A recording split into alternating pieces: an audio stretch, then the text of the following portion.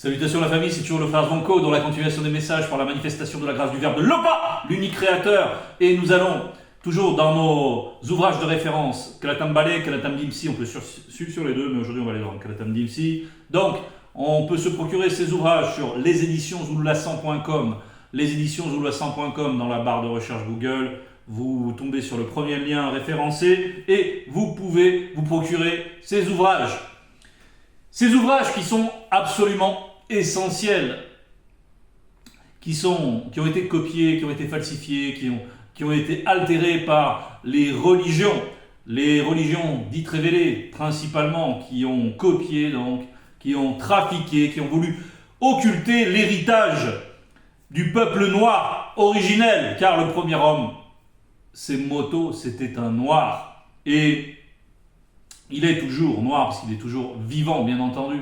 Donc, ils ont voulu déjà enlever cet héritage, et ensuite ils ont mis toutes sortes de n'importe quoi pour justifier des choses qui sont liées au temporel, qui sont liées à de vils intérêts, à la traite des esclaves, à la soumission des peuples. Et on sait bien quel est le rôle des religions, qui est toujours là pour asseoir le pouvoir en place, pour confirmer le pouvoir en place, afin que toutes sortes d'actes d'oppression puissent être pérennes. Voilà le rôle des religions dites révélées. Et on voit leurs œuvres partout, et on voit du grand n'importe quoi, des aliénations sans nombre, des dérives encore et encore, qui génèrent toujours plus d'injustice, et qui donnent du pouvoir au monde occulte. Donc nous avons nos supports qui sont exempts de tout ça. Bref, on va aller aujourd'hui dans Essombe au chapitre 15. Essombe, la réconciliation. Essombe, donc, qui va correspondre à Paul dans les Bibles falsifiées. Mais bien sûr, Essombe était un noir, comme tous les patriarches. Donc, bâtir sur le fondement, c'est le thème du jour. Bâtir sur le fondement. Donc, qu'est-ce que c'est que bâtir ? C'est avant tout être actif. Bâtir, c'est produire quelque chose. C'est donc être actif, mais pas n'importe comment. Pour bâtir, il y a tout un savoir-faire à avoir, et il y a aussi toute une conception à avoir. Il faut avoir une idée déjà du résultat qu'on veut obtenir. Et on va bâtir, et on va donc œuvrer dans un certain sens bien déterminé, et aussi avec un savoir-faire. Avec éventuellement une habileté, on va le voir, et avec éventuellement des dons qui vont pouvoir servir en cela. Donc bâtir sur le fondement. Et donc bien sûr, tout part de ce fondement. On va le voir. Verset 1. Selon la manifestation de la grâce de Loba qui m'a été donnée, j'ai moi, Essombe, posé le fondement, entre parenthèses, l'œuvre qui m'a été accordée par la manifestation de la grâce de Loba. Donc, j'ai moi, Essombe, posé le fondement comme un sage architecte, et un autre, entre parenthèses, connu, bâti dessus, entre parenthèses, poursuit mon œuvre sans modifier le fondement. Et ensuite on nous dit, mais que chacun prenne garde à la manière dont il a bâti dessus, entre parenthèses, à la manière dont il poursuit mon œuvre. Donc, Essombe explique qu'il lui a été donné, parce que c'est selon la manifestation de la grâce, c'est pas de sa propre impulsion. Non, il est guidé, orienté dans tout ce qu'il fait. Et il suit fidèlement les instructions, la planification qui le dépasse lui-même. Et il prend sa place au milieu de cet ordonnancement. Et lui, à son tour, comme un sage architecte, il va agir dans le visible, c'est-à-dire qu'il va faire attention à bien placer la pierre angulaire de cette œuvre. Il y a deux pierres angulaires, il y a ce fondement, et ce fondement, c'est le roc également, c'est ce qu'on va voir dans l'évangile caché de Koudo-Enemoula, chapitre 36, verset 96, qui nous dit « C'est pourquoi, chaque non-initié qui entend ces paroles que je dis et les met en pratique sera gracié, car il sera semblable à un homme prudent qui a bâti sa maison, entre parenthèses la foi et les œuvres, sur le roc, entre parenthèses vérité. La vérité, Voilà quel est le socle de tout ce qu'on fait, et tout ce que l'on va ajouter ensuite doit absolument respecter, être bien agencé sur ce roc qui est la vérité. Sur le fondement. Et maintenant, vu que c'est Joe Kisabe qui ouvre sa bouche pour donner cette doctrine, Joe Kisabe, lui, il est un avec le Verbe. Et Zulula San, il est un avec le Verbe, car il y a deux pierres angulaires.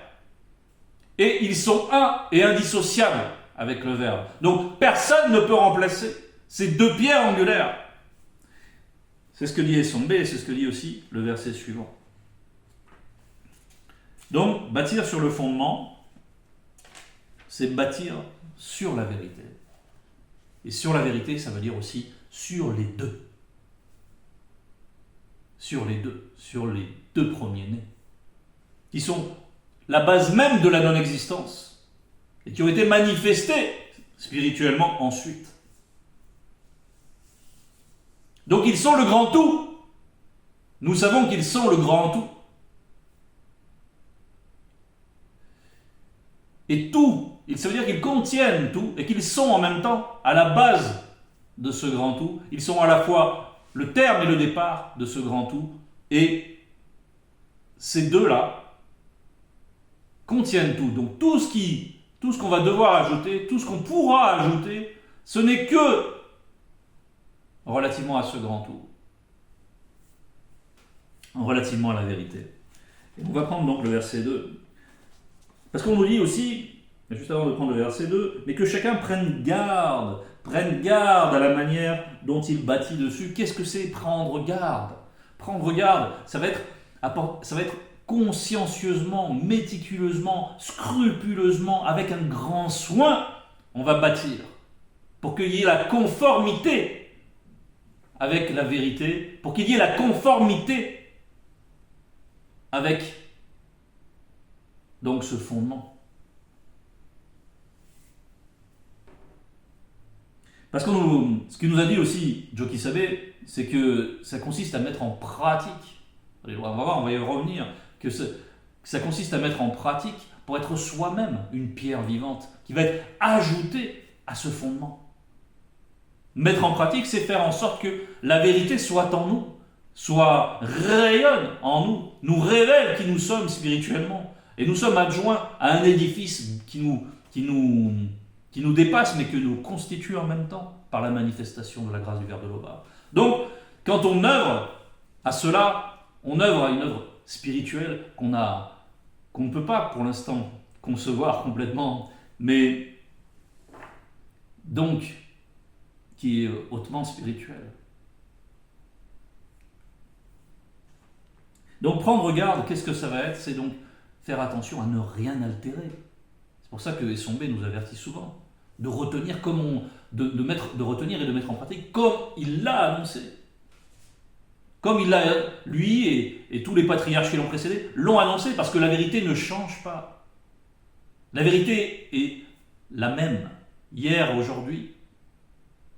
Ce n'est pas comme ces chrétiens qui disent qu'il y a un Nouveau Testament et qui disent qu'il y a des lois, qu'il y a des lois perpétuelles, mais qu'ensuite elles sont réformées parce qu'il y a arrivé leur Jésus, etc. Parlons-en maintenant de leur Jésus. Avec le verset 2, car personne ne peut poser un autre fondement que celui qui a été posé. Virgule, à savoir, Joe Kisabe est le deuxième qui viendra en son temps, qui est Zulula San.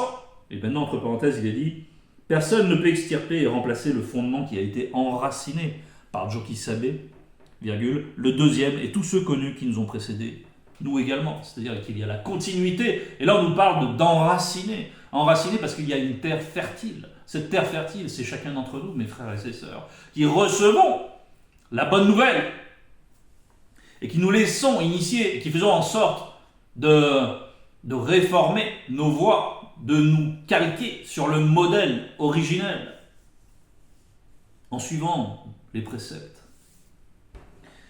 Et on nous dit donc au début du verset, car personne ne peut poser un autre fondement que celui qui a été posé. Et pourtant, les tentatives sont nombreuses d'usurper ce fondement. C'est absolument névralgique, essentiel. C'est ce que font les religions, premièrement, c'est poser un autre fondement. Ils vont arriver avec leur Jésus, ils vont arriver avec leurs autres noms de prophètes soi-disant mandatés, qui n'ont jamais rien reçu, leur Mashiach, leur Krishnu, leur Krishna, bref, tout cela. À chaque fois, on veut remplacer le fondement. Chaque religion veut placer son propre fondement. Et on voit là l'œuvre de l'usurpation. L'œuvre de l'usurpation. Mais nous devons œuvrer fidèlement avec le véritable fondement, sans jamais nous en écarter. Et avec la juste doctrine, sans jamais rien altérer. Ni les noms, ni les virgules, ni rien de ce qui est la vérité. La vérité est unique. La vérité est unique et les religions proposent une multitude de socles. Elles disent qu'elles honorent toutes le même Dieu. Ce Dieu n'a pas les mêmes lois selon les religions, donc il n'a pas les mêmes voies, donc il n'a pas la même manière d'agir, donc il n'instruit pas de la même manière les personnes. Donc il n'y a pas... Tout ça, ce sont des constructions mentales complètement défaites de ce qu'on peut observer. Même, on voit les fruits des religions, ce n'est pas tout le temps les mêmes fruits, parce que ce ne sont pas toujours les mêmes mauvais esprits qui agissent dans les religions, les esprits religieux. Il y en a qui vont être plus teintés d'un esprit guerrier, il y en a qui vont être plus teintés chez le catholicisme du besoin de se fouetter, de s'humilier, d'être rabaissé. Ça n'a rien à voir avec l'humilité spirituelle. L'humilité spirituelle, c'est l'obéissance à la vérité. C'est l'amour de la vérité qui sauve. Donc, si quelqu'un écoute là, peut-être qu'il est temps de se poser la question. Est-ce que c'est vraiment la vérité à laquelle j'ai adjoint ma foi? On nous dit ici que personne donc ne peut poser, mais voilà, c'est pour ça que le monde occulte toujours agit, multiplie les diversions et essaye toujours de supplanter ce fondement, bien que cela ne soit pas possible, puisque le Verbe de l'Oba fait grâce à qui il veut. Et rien ne peut s'opposer à la manifestation de la volonté de Tété.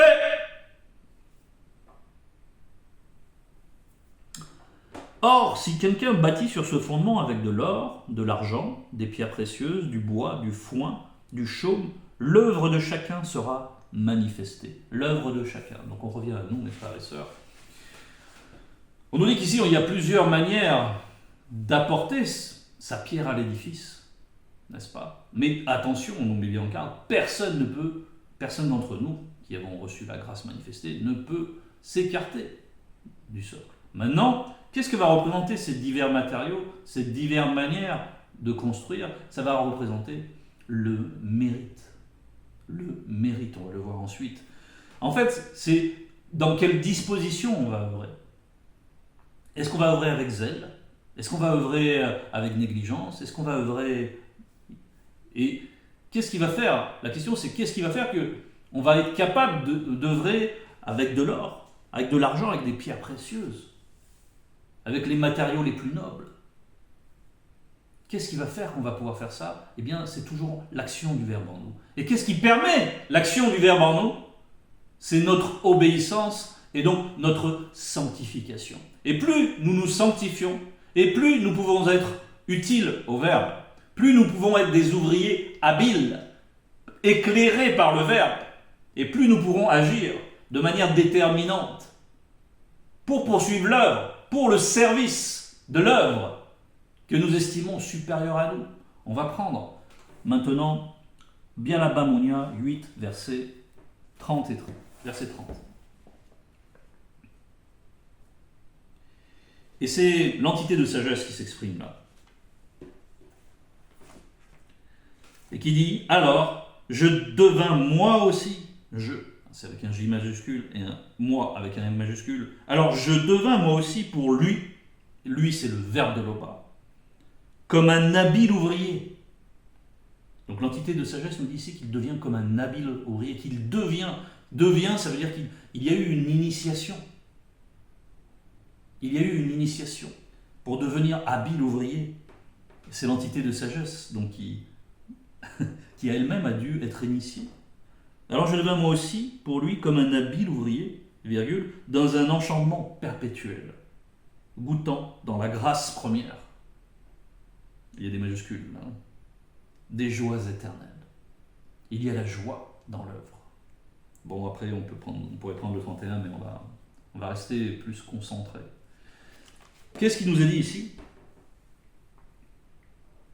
C'est que l'entité de sagesse elle-même a dû être initiée, que nous, à notre tour, nous devons recevoir les préceptes de la sagesse pour pouvoir nous manifester, parce qu'on a dit que Essembe, il a agi comme un sage architecte.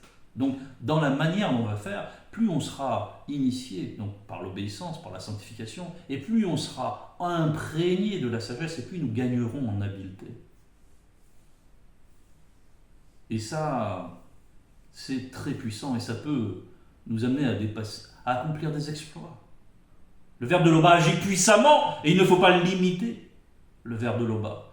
Maintenant, il faut que nous soyons d'abord disposés. Pour être un bon ouvrier, il faut être un bon instrument, propre, pour que, comme un bon canal, absolument lisse, où tout peut s'écouler facilement, où l'action du verbe, où la puissance du verbe peut se manifester à la guise du verbe. Être un bon ouvrier, c'est cela, c'est être disposé, toujours à l'action du verbe en nous. Et cela se fait par l'obéissance, par la sanctification. Et on revient à ce que nous a dit aussi Joki Sabe. C'est recevoir les paroles et les mettre en pratique. On en revient toujours à cela. Mais si on le fait avec application, avec une grande application, eh bien, là, on grandit spirituellement.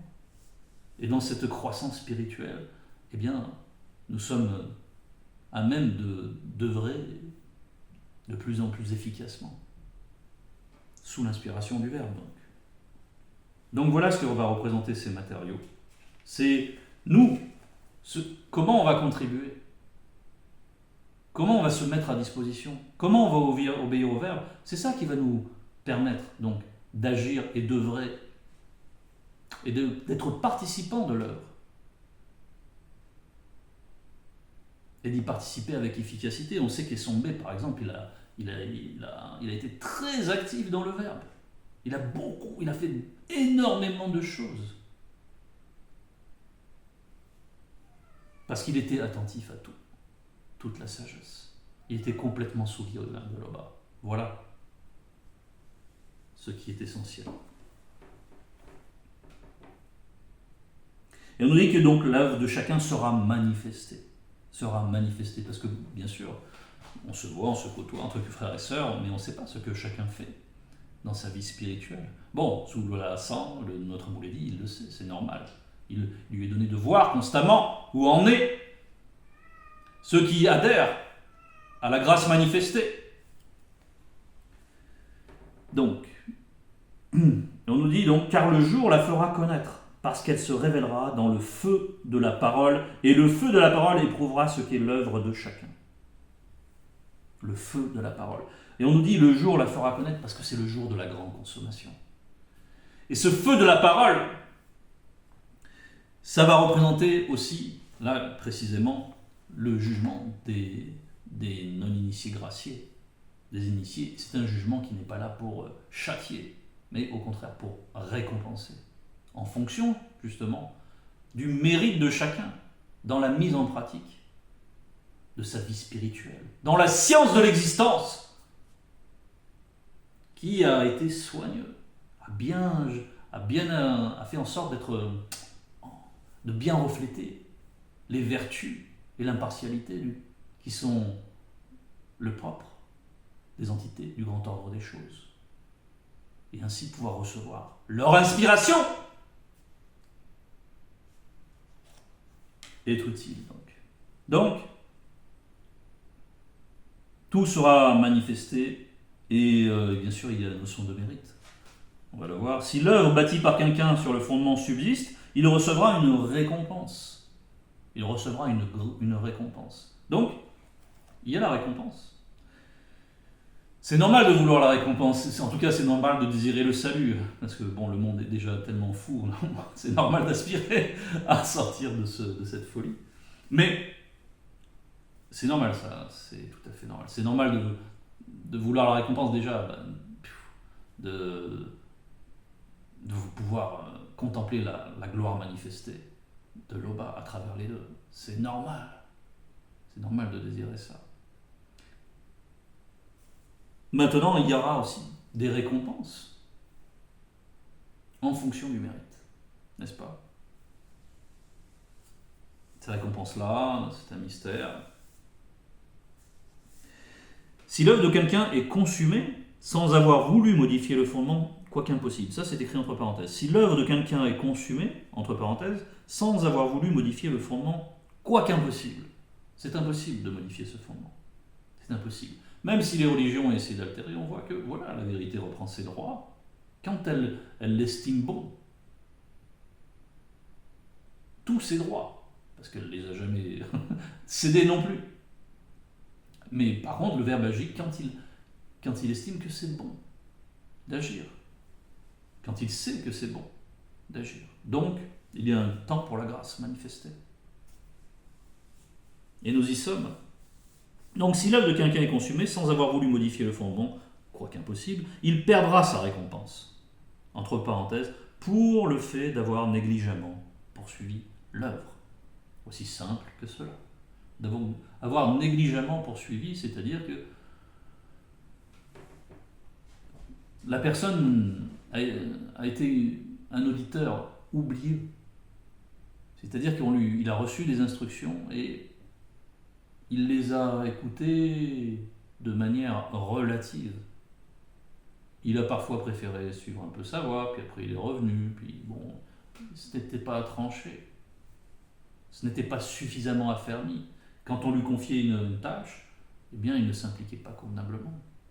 Il ne manifestait pas le zèle. Le zèle pour annoncer la bonne nouvelle. Le zèle pour proclamer la gloire de Loba. Mais pour faire tout cela, ça commence tout d'abord par s'occuper de soi. C'est d'abord la première œuvre, d'être soi-même une pierre vivante. Et ça, il faut le faire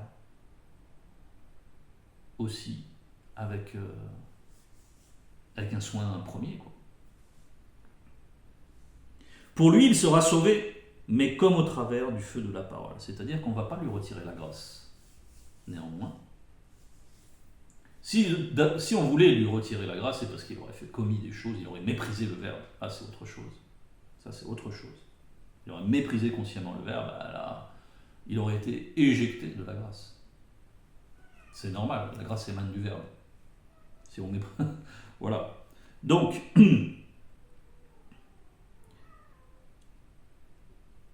que peut-on retenir de cela? Le Verbe, c'est la justice. Et on voit l'importance de ne rien modifier, de ne rien altérer, de restituer fidèlement ce qui est écrit, ce qui nous est enseigné. Et quand on prend la parole par rapport à ces choses, quand on veut instruire nos proches, éventuellement, peut-être quelqu'un qu'on a trouvé bien disposé, il faut se laisser guider par le Verbe. Il faut soi-même disposer pour recevoir cette guidance. Et ensuite, ce qui nous est donné de faire, il ne faut pas vouloir forcer les choses. Il faut laisser le Verbe agir à travers nous. Et pour ce faire, il faut être d'abord bien disposé. Et le Verbe, c'est aussi la justice. Donc il y a le mérite. Il y a la grâce, mais il y a le mérite. C'est normal. C'est normal. C'est la justice. Toute gloire à Loba Nwakwadi Benga, qui est le créateur. Loba de justice. Gloire à notre tête.